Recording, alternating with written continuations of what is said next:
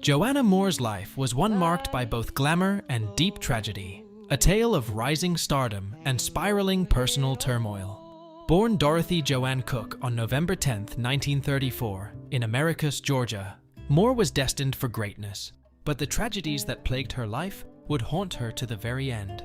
She was a Southern beauty who left her home to chase the dream of Hollywood, only to find herself facing personal battles that would overshadow her career. What the public didn't see were the struggles she faced behind closed doors and the dark secrets she carried, which would later be revealed by her own children after her death. Moore's early life seemed like the picture of innocence, but it was marred by a heartbreaking accident. At the age of 7, Moore lost her mother and younger sister in a car crash. Her father, who survived the accident, would die soon after, leaving her an orphan. The loss of her immediate family left an indelible scar, and at such a young age, Moore was forced to cope with the kind of grief no child should endure. She was placed with her grandmother, but this arrangement was short-lived, as her grandmother, too, became unable to care for her. In a stroke of fate, a local family adopted her, but with one peculiar condition: she had to drop her first name, Dorothy, and go by Joanna instead. This was just the first of many changes in her life, and though the transition was difficult, it was one of the few constants that would bring Moore some stability in the years that followed.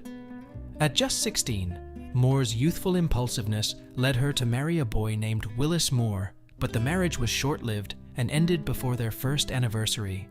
The dissolution of her first marriage marked the beginning of Moore's tumultuous journey through both her personal life and career. After the breakup, she set her sights on Hollywood, determined to build a future in the limelight. She attended Agnes Scott College for a time, then entered and won a beauty contest, propelling her into the world she had dreamed of. It wasn't long before she found herself in Hollywood, where she attended a cocktail party that would change the course of her life. A producer from Universal Studios took notice of her, signing her to a contract and offering her a chance at stardom. Moore's Hollywood career began with television appearances and small roles in films, but things quickly took a turn for the worse. She married actor Don Orrick, but like her first marriage, it ended in divorce within a year. The setbacks continued as her first major feature film, Appointment with a Shadow, failed at the box office, and the roles that followed in films like Slim Carter and Flood Tide offered little more than forgettable parts. Despite her natural beauty and acting talent, Moore struggled to gain a foothold in Hollywood. Her early promise was not enough to overcome the harsh reality of the business. In a desperate attempt to revive her career, Moore found herself at another cocktail party, where she met the producer Albert Zugsmith. Zugsmith, known for his work on B-movies, was working on Touch of Evil, a film directed by Orson Welles and starring Janet Leigh and Charlton Heston. Moore was cast in a small but noticeable role. The production was far from smooth, however. Moore had a confrontation with Welles after sitting in his chair, and she also had to fend off unwelcome advances from co-star Charlton Heston. Though Touch of Evil initially failed at the box office, it would later be hailed as a cinematic classic. Unfortunately for Moore, she was unable to capitalize on the film's delayed success. As her career floundered, Moore continued to take on roles in B-movies, such as Monster on the Campus, which was another failure. Television roles offered her some solace, and she made guest appearances on popular shows like The Rifleman and Perry Mason, but it seemed as though the big break she longed for was forever out of reach. In 1962, she appeared in Walk on the Wild Side, playing a neurotic woman of the evening. While the film itself didn't perform well, it garnered attention for Moore. She followed this with an appearance in Follow That Dream, which starred Elvis Presley. Despite the professional triumph of working with Presley, things soon took a disturbing turn. Moore claimed she had become pregnant with Presley's child after a brief affair, which caused a great deal of drama in her already turbulent personal life. A high point in Moore's career came when she was cast in The Andy Griffith Show as Nurse Peggy McMillan. The role earned her the affection of fans, and many hoped this would be the break she so desperately needed. But just 4 episodes into her stint, Moore was let go from the show. Co-star Don Knotts later revealed that the reason for her departure was a brief affair between Moore and Andy Griffith. The scandal rocked her career, and she would never again find such widespread fame. At the same time, Moore's health began to decline. A condition known as otosclerosis left her deaf, threatening to end her acting career. However, Moore adapted by learning to lip read and having directors tap her on the shoulder to signal when she needed to act. A surgery later restored her hearing, but her career never fully recovered. In 1963, Moore married actor Ryan O'Neal, and the couple had a daughter, Tatum O'Neal. But their marriage was riddled with tension from the start.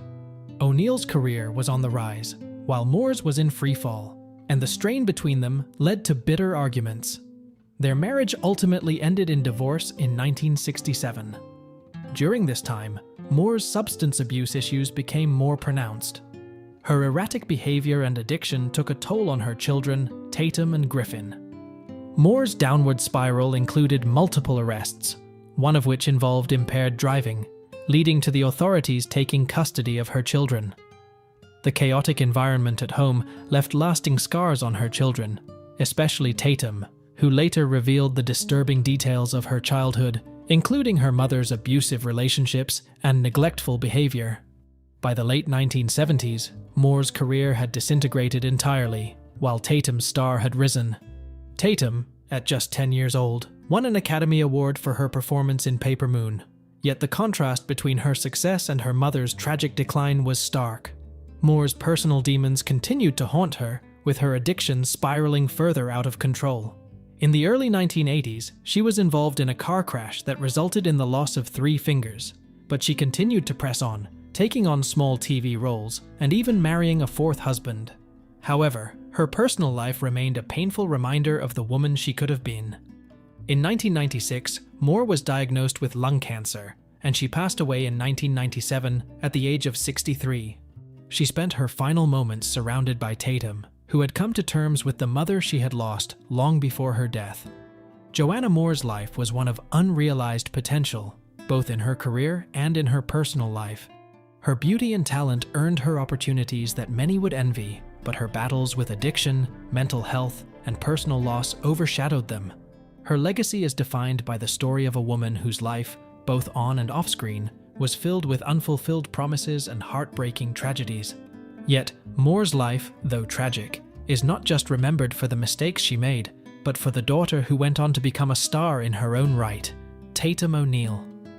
Tatum's rise to fame would forever be intertwined with the dark truth of her upbringing, revealing the raw and painful reality of what it was like to grow up with a mother like Joanna Moore.